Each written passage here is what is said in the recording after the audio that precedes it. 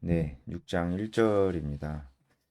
예수님께서 고향으로 가신다는 말씀이 있는데, 예수님께서 고향을 방문하시는 장면들이 다른 복음서에도 기록이 돼 있죠. 이 마가복음 6장에 예수님께서 고향을 방문하시는 이 기록은 예수님의 그 공생의 기간 중에서도 중기 말기쯤에 해당이 됩니다. 공생이 시작되고 한 2년 정도 지금 지난 시점에서 예수님께서 고향 나사렛에 방문하시는 거예요. 어, 초기에도 방문하셨고, 그리고 지금 마가복음 6장 바로 직전에도 방문을 하셨었어요. 정확히 언제인지 모르는데, 이 직전에 방문하셨을 때 여러분도 잘 알고 있겠지만 예수님을 낭떠러지에 밀어서 몰아서 떨어뜨리려고 그랬었죠. 예수님을 밀쳐 죽이려고 했었던 그런 사건이 있었는데 그 사건이 있은 후입니다. 근데 거기를 또 가신 거예요. 어, 죽을 뻔했던 곳을 또 지금 가시는 겁니다. 그리고 어, 이번이 고향 방문은 마지막입니다. 공생의 기간 중에 이제 다시 나사렛으로 오진 않으십니다. 그런 곳에 다시 가셨다는 것도 그렇고 마지막 갔을 때도 이들의 반응이 그렇게 좋지 않았던 것들을 감안했을 때 예수님이 정말 그 이 나사렛에 가기 쉽지 않으셨겠다라는 생각도 들고 이들이 반응이 정말 이렇게 거칠고 너무 반응이 좋지 않음에도 불구하고 정말 끝까지 공생의 기간 말기까지 끝까지 이 고향 사람들에게 복음을 전하시려고 하시는 그런 예수님의 마음을 또 느낄 수 있는 그런 부분입니다. 1절에 예수께서 거기를 떠나서 고향으로 가시니 제자들도 따르니라 이렇게 돼 있는데요. 이 따르니라라는 이 말씀을 좀 볼게요.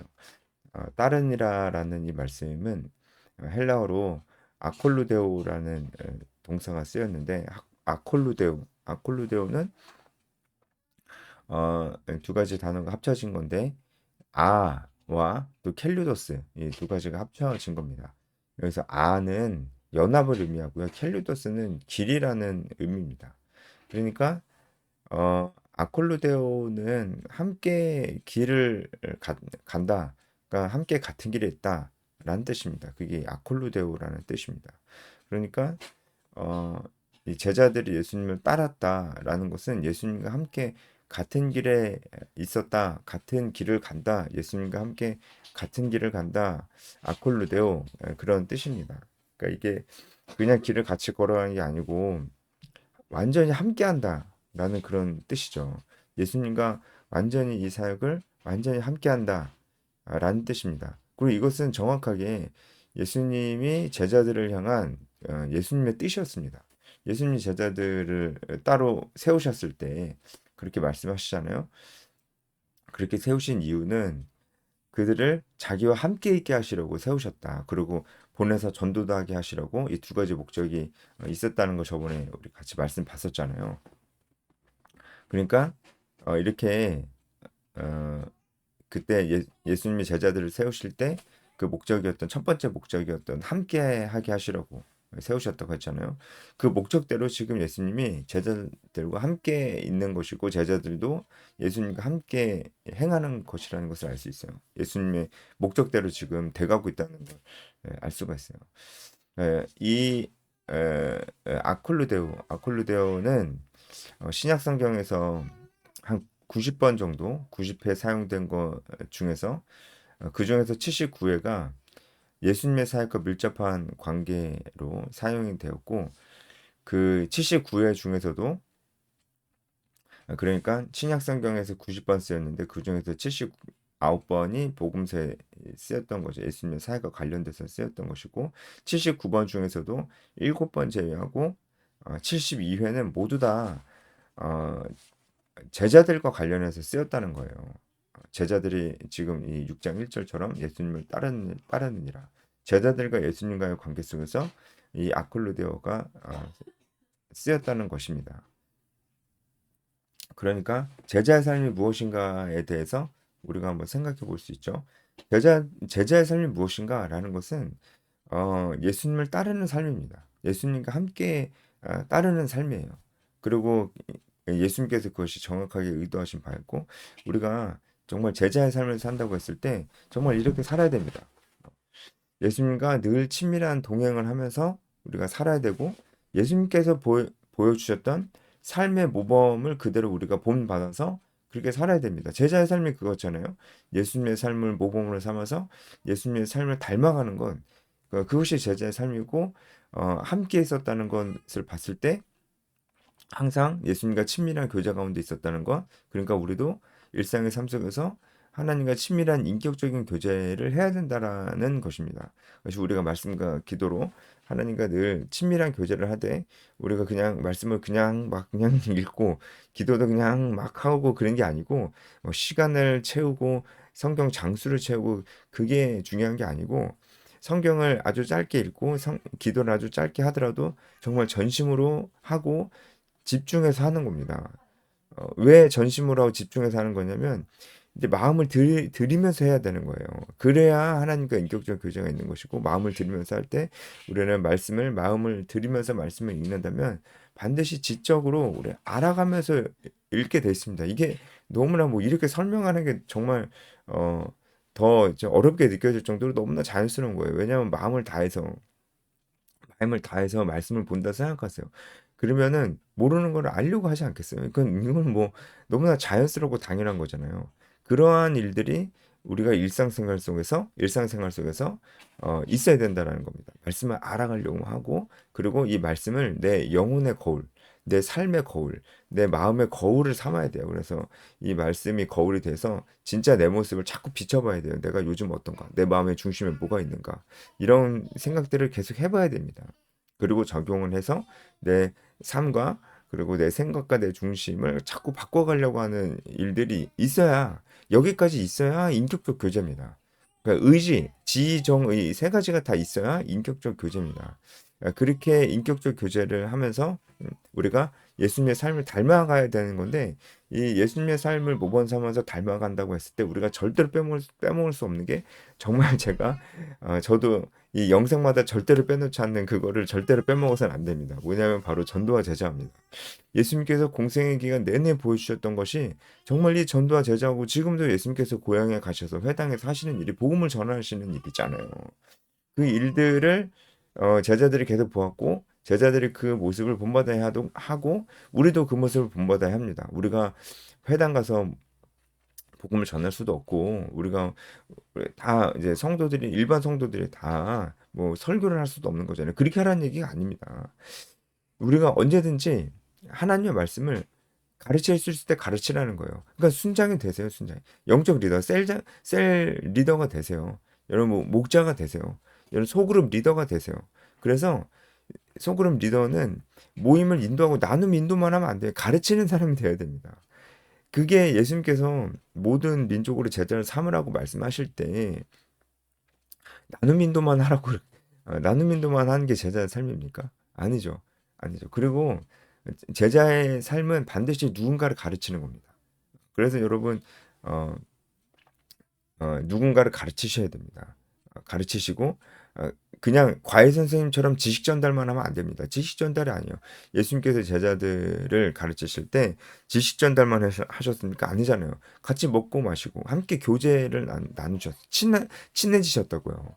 많은 이야기는 나누셨어요. 친해지시고 이런저런 얘기하고 같이 시간을 많이 보내시고 이런 작업들이 함께 있어야 됩니다. 당연히 지식 전달, 성경에 대한 지식 전달도 있어야 되고 이런 것들이 바로 제자를 삼는 과정이고 마지막 가장 중요한 거 제자 삼는 과정 중에 반드시 포함돼야 될 거 영적인 재생산을 부탁하는 겁니다. 야, 너 막 가르치면서 야 예수님께서 이렇게 사셨어 이렇게 사셨어. 그러니까 너도 다른 사람 가르쳐야 돼라고 계속 동기부여하고 실제로 다른 사람을 가르칠 수 있도록 하게끔 만드는 거예요. 그렇게 하게끔 만드는 거. 그게 바로 가르쳐 지키게 하라 이렇게 말씀을 하시잖아요. 지상명령에. 그게 바로 이겁니다. 그러니까 제자들도 따르는 일 아콜루데오에 이게 다 포함되어 있는 거예요. 예수님께서 아콜루데오 하게 하시려고 제자들을 따로 세우셨잖아요. 그러니까 따로 세우실 때 그들에게 영적인 재생산을 부탁하시려고 따로 세우셨던 거예요. 그러니까 제자들이 예수님을 아콜로 대우한다는 것은 반드시 그들이 영적 재생산에 지금 참여하고 있는 것이고 본인들도 다른 사람을 영적으로 재생산해야 되고 그 사람들도 다른 사람을 영적 재생산하게끔 만들어야 된다는 거 모두 다 포함되어 있는 거예요.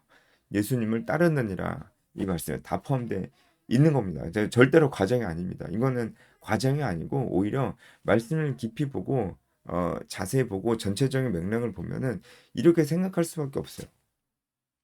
이게 바로 제자들을 따르니라는 것이고 제자들이 예수님을 따랐기 때문에 이 나사렛에서 예수님께서 가르치실 때 이 나사렛 고향 사람들이 예수님을 배척하신 것도 모두 다 제자들도 봤을 겁니다. 그리고 제자들도 잘 생각했다면 분명히 그 자리에서 제자들도 아 나도 이렇게 살아야 되는구나 라는 것을 제자들도 알았을 거예요. 복음을 전할 때 이런 일들이 있겠구나. 영광을 얻는 일이 아니구나. 라는 것을 제자들도 알았을 것이고, 알아야만 하는 것이었습니다. 근데 제자들이 알아들었는지 잘 모르겠어요. 이들은 여전히 예수님을 정치적인 메시아라고 보는 부분들이 좀 있기 때문에, 좀 그렇습니다. 근데 제자들이 정신을 차리고 제대로 알아들었다면 복음 전하는 삶이 이런 삶이구나. 영광을 얻는 삶이 아니구나라는 것을 좀 알아들었어야만 했습니다. 어쨌든 예수님이 나사렛 가셔서 2절에 보면은 회당에서 가르치셨습니다. 이 회당에서는 이 회당장의 허락만 있으면 누구도 그곳에서 성경을 읽고 가르칠 수가 있었습니다. 물론 이제 회당장이 아무나 세우지는 않았겠죠. 예수님께서 이 권한을 받으셔서 회당에서 가르치실 수가 있었던 것입니다. 근데 많은 사람들이 듣고 놀랐어요. 그러니까 이게 많은 사람들이 듣고 놀랐다.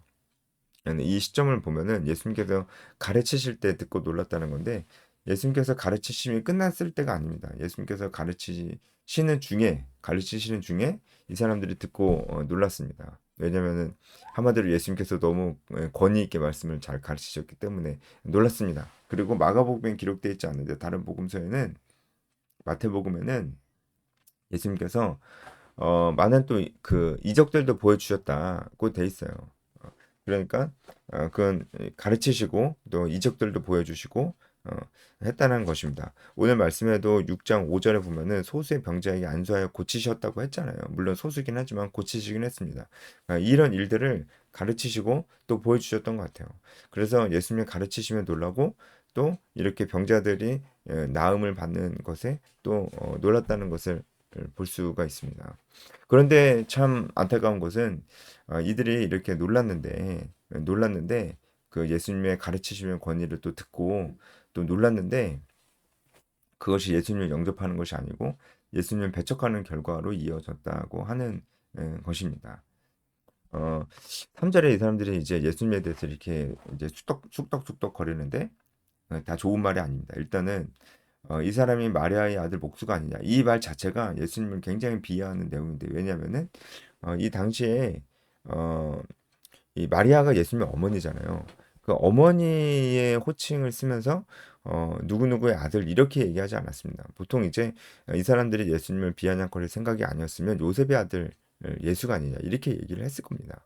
근데 마리아의 아들 이렇게 하는 것은 벌써 조금 비아냥거리는 것입니다. 그리고 목수가 아니냐 이것도 비아냥거리는 것입니다. 원래 유대인들은 육체 노동을 어, 그 존중하고 하나님이 주신 은사로 여겼었는데 이 로마 헬라 시대에 들어오면서 육체 노동이 굉장히 천한 게 됐어요. 그래서 목수라는 말 속에 굉장히 이제 예수님을 비하하는 그런 뉘앙스가 심겨지게 된 것입니다. 지금 이제 유대인들이긴 하지만 로마 헬라의 영향을 많이 받고 있기 때문에 이 목수라는 말은 육체 노동을 하는 예수님을 천하게 부르는 그런 표현이다라고 볼 수가 있습니다. 그러니까 이 예수님을 비아냥거리는 두 가지 표현이 다 합쳐진 게 마리아의 아들 목수가 아니냐라고 하는 그들의 이제 이야기라고 할 수가 있는 것이죠. 그러니까 예수님에 대해서 이렇게 비아냥거리면서 어, 예수님은 이제 그렇게 보는 거죠. 그러니까 이 사람들이 하는 말은 어, 목수 주제에 그리고 여인의 아들 주제에 이렇게 하냐 뭐 그렇게 얘기를 하고 있는 것입니다. 이 사람들은 예수님의 어떤 이 배경을 보면서 보게 되면서 처음에는 예수님의 말씀을 듣고 어, 그 가르침에 그 권위에 놀랐을지 몰라도 어, 그 가르침에 어, 끝까지 잘 듣지는 않았던 것 같아요. 왜냐면은 이런 생각으로 이제 들으니까요. 끝까지 잘 듣지는 않았던 것 같습니다. 예수님께서 이 사람들의 모습을 보시고 4절에 선지자가 자기 고향과 자기 친척과 자기 집 외에는 존경을 받지 못함이 없느니라 이렇게 말씀을 하시는데 이것은 이 당시에 잘 알려진 격언이었어요. 그래서 이 격언을 사용하시면서 이 말씀을 하시면 이제 나사렛 사람들도 잘 알아들었겠죠. 이 격언을 사용하시면서 이들의 죄를 들춰내시고 들춰내시는 것입니다. 그리고 5절에 아무 권능도 행하실 수 없어 다만 소수의 병자에게 안수하여 고치실 뿐이었다. 그러니까 예수님께서 권능을 행하실 수 없던 건 아니었습니다. 정확히 원어적으로 직역을 하면은 아무 권능도 행하지 않으셨다라고 하는 게 맞아요. 더 이상 권능을 행하지 않으신 겁니다. 그리고 그들이 믿지 않음을 이상히 여겼더라. 이것은 예수님께서 놀라셨다라는 뜻인데 정확히 말하면 안타까워하신 것입니다. 이들이 가르침을 듣고 이적을 표적을 봤음에도 불구하고 예수님을 배척하는 것을 보면서 어, 굉장히 안타깝게 여기셨어요. 왜냐하면 제가 앞서 말씀드렸잖아요. 예수님께서 갈릴리 고향을 방문하시는 게 이게 마지막입니다. 그런데 마지막까지 이랬으니까 예수님께서 굉장히 안타깝게 여기셨다는 것입니다. 우리가 이걸 보면서 우리가 보통 이런 말들을 하잖아요. 메신저를 보지 말고 메시지를 봐라. 이런 말씀이 저는 떠올랐습니다. 아, 그 얘기는 예수님이 메신저로서는 너무 그 배경이 초라해 보이니까 그 메시지가 전혀 들리지 않았던 이런 나사렛 사람들 생각할 때 우리는 그래서는 안 되겠다라고 생각을 해야 되는 것이고요. 메신저가 볼 거 없어도 메시지를 들어야 됩니다. 메시지를 듣지 않았기 때문에 메신저를 받기 때문에 나사렛 사람들은 결국 마지막 기회를 잡지 못하고 예수님을 배척하는 결과로 이어지게 된 것이고요. 우리가 반대의 경우도 있다는 걸 생각해 볼 필요가 있어요. 그러니까 메신저를 너무 보다 보니까 메시지를 안 보는 거예요. 그러니까 메신저가 자기가 정말 좋아하는 목사님이고 뭐 그냥 자기가 좋아하는 하여튼 목사님이고 인기 많은 목사님이고 하여튼 뭐 연예인 같은 목사님이든가 아니면은 하여튼 자기가 너무 존경하는 그런 목사님이야. 그래서 그 목사님이 이제 설교를 해. 근데 그 설교 내용을 뭐 잘 들을 수도 있겠지만 그렇게 뭐 좋은 내용을 얘기를 안 하는데 별로 비판적으로 수용하지는 않아요. 그냥 막 다 듣는 거예요. 물론 이제 아멘으로 들어야 되긴 하는데 비판적으로 들어야 됩니다. 목사님이 다 맞는 얘기 안 할 수도 있어요. 물론 이제 존경하는 마음으로 배우려는 태도는 있어야 되죠. 당연히 배우는 태도는 있어야 되는데 무조건 다 맞아 이러면 안 돼요. 또 그렇게 생각하면 안 돼요. 틀릴 수도 있어요. 저도 설교할 때 무조건 제가 무슨 말을 하든 다 무비판적으로 수용하는 그건 저도 그런 건 바라지는 않습니다. 그렇다고 배우려는 태도도 없이 그냥 배우려는 마음도 없이 앉아 있는 그것도 바라지 않아요. 그 중간에 있어야 됩니다. 근데 이제 메시지를 보지 않고 메신저를 보는 경우가 이런 경우도 있다고요. 메신저를 너무 신뢰하면서 너무 좋아하면서 메시지를 별로 그 무비판적으로 듣는 것도 별로 중요하게 듣지 않는 거거든요. 메시지보다 이미 메신저가 앞서 있는 거예요.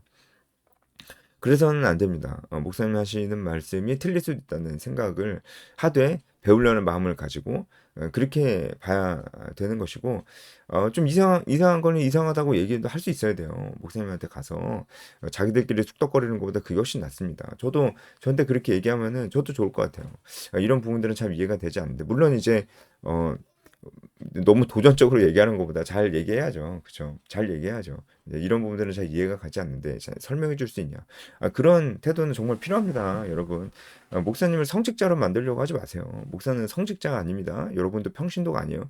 성직자, 평신도 이런 표현은 다 로마 카톨릭의 잔재들입니다. 우리는 다 똑같아요. 다 똑같은데 역할이 다른 것이고 책임과 권한이 다른 것일 뿐입니다. 책임은 당연히 이제 사역자들에게 있죠. 왜냐하면 풀타임으로 하고 있으니까. 그러니까 책임이 당연히 있고 책임을 지려면 권한도 필요하니까 이 책임과 권한은 이 교역자 사역자들한테 있는 것이죠. 성도들에게 없는 것이 아닙니다. 다 있습니다. 다 있어요. 우리 다 같이 책임져야 됩니다. 다 같이. 예, 그런 마음이 있어야 되는 것입니다. 그래서 그런 의미로도 메신저를 너무 신뢰하다 보니까 메시지를 별로 중요하게 생각하지 않는 그런 일들이 있어서는 안 됩니다. 그래서 무조건 무지성으로 할렐루야 아멘 박자만 잘 타주면은 할렐루야 아멘 막 하거든요. 그건 정말 아니에요. 무슨 생각으로 아멘 하냐고요. 무조건 아멘 안 됩니다. 잘 생각을 하면서 들어야 돼요. 생각을 하면서. 예수님도 그걸 바라지 않으셨을까요? 예수님도 나사렛 사람들이 무조건 아멘 했다면 그것도 바라지 않으셨을 거예요. 마지막으로 예수님께서 나사렛에서 이제는 나오셔서 모든 촌에 두루 다니시며 가르치셨습니다. 이 다니시며 이것도 동반자를 데리고 다니다라는 뜻이에요. 그러니까 제자들을 데리고 다니셨다는 거죠. 제자들이 예수님 배척을 받는 모습을 보면서 어떤 것을 느꼈을까요? 아, 우리도 이렇게 천국 복음을 전파하면서 배척을 받을 수 있다. 우리도 그 삶을 각오해야 된다. 우리도 그 삶을 각오해야 될 줄 믿습니다. 예, 여기까지 하겠습니다.